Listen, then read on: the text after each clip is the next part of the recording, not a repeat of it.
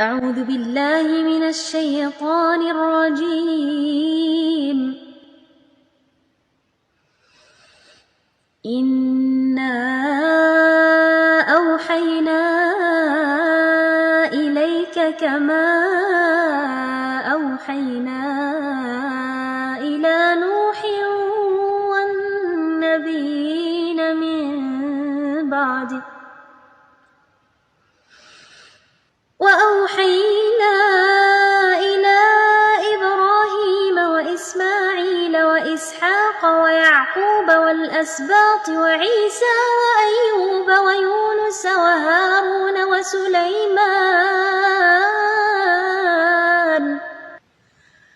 وآتينا داود زبورا.